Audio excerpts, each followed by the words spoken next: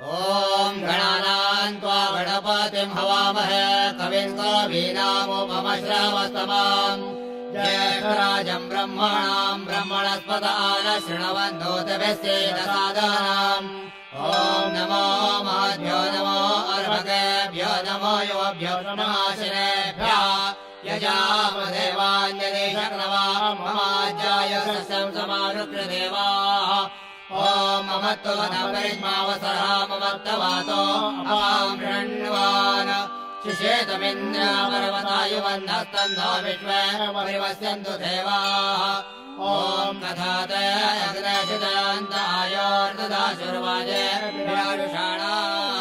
उभयत्तो प्रेतनो येतरानारतश्च सामन् प्रणयन्त देवाः ॐ यज्ञेन यज्ञमायन्त देवास्तानि धर्माणि प्रथमान्यासन् ते हलाकां महिमानः सजन्त यत्र पूर्वे साध्यासन्ति देवाः ॐ राजाधिराजाय प्रसयसायिने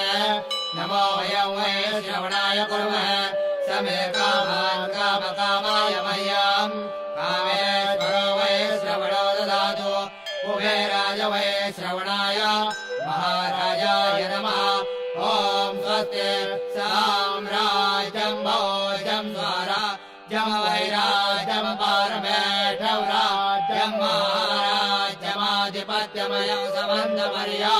ये स्यात् सार्वभौमत्सार्वयुषान्तादापरार्धात् पृथिव्यै समुद्रपर्यन्ताय एकरायिते तदप्येष श्लोको विगीतो मरुतः परिवेष्टारो मरुतस्यापसङ्ग्रहे आविक्षितस्य कामप्रेर्विश्वे देवाः सभासदैते यो वैतां ब्रह्मणो वेदाममृतेनामृतां पुरीं तस्मै ब्रह्म च ब्रह्माचार्य कीर्तिं प्रजान् ददो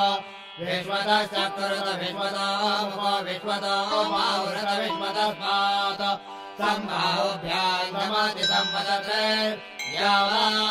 भूमे जनयन्ति वैकः ॐ